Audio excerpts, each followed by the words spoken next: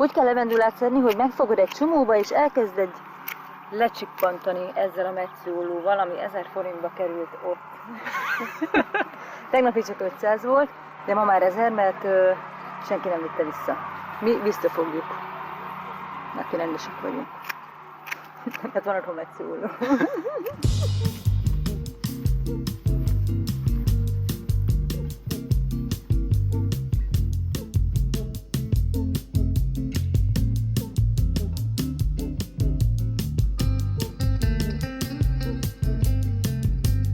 Fiúk, lányok, itt vagyunk a Kőröshegyi Levendula farmon, ami itt van nem messze a Balatontól.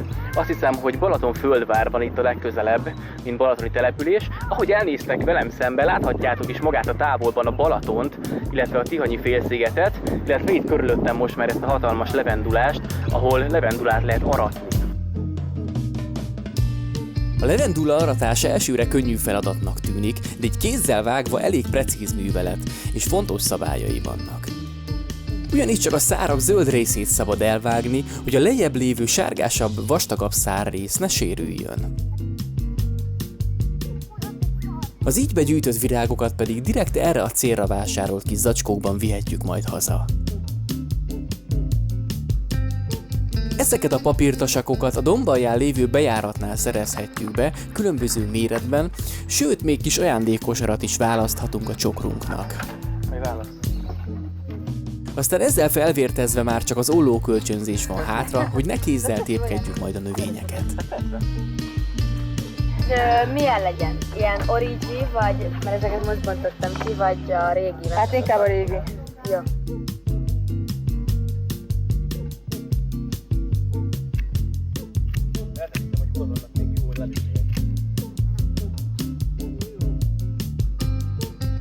De amikor az ember így leszedi, és így tömegbe rakja, akkor már így tök jól néz ki. Tudod, amikor így vágod, akkor olyan, mintha egy ritkásabb lenne. De amikor így összerakod, hogy csak a virág van így egybe, akkor az már úgy jól néz ki. A domboldalban fehér kötél jelzi az aratható terület határait. Azon túl már nem szabad levágni a virágokat.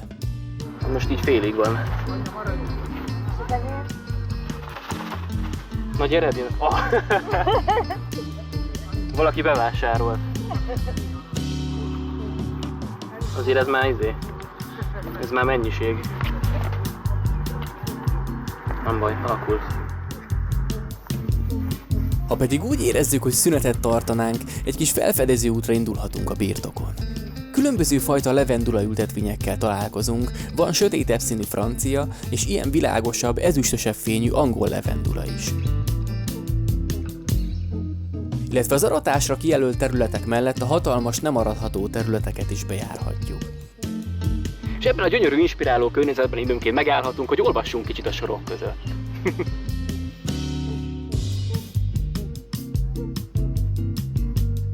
Aztán időnként egy-egy különleges zúgra is rábukkanhatunk itt a sorok között, a fás tisztások remek piknikezőhelyek.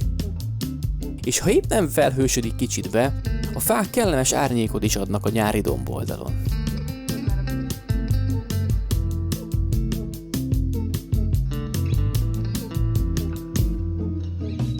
De ha nincs nálunk pokróc, a levendulásban elhelyezett kis rusztikus székeken is megpihenhetünk, nézelődhetünk kicsit.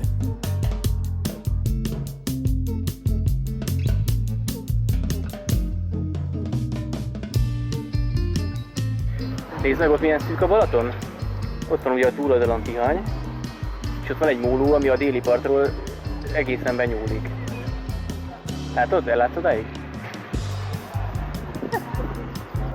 A domb aljából kicsit másféle kilátás nyílik, onnan viszont belátjuk majdnem az egész lankás birtokot, rajta a levendulát szedő vendégekkel.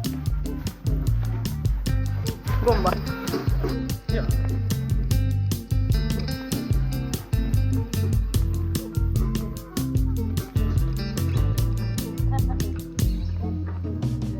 De leszedett papírkosarainkkal lassan le is sétálhatunk a hegyről. A Levendula Fesztivál harmadik napján itt már jól láthatjuk a megkopasztott sorokat a korábban aratásra kijelölt részeken.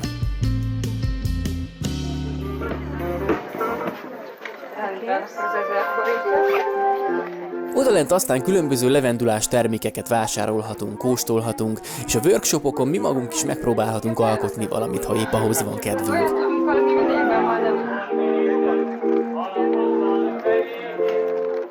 És persze nem marad el a különleges zenés szórakoztatás sem, a rusztikus környezetben életemben először látok és hallok igazi verklist.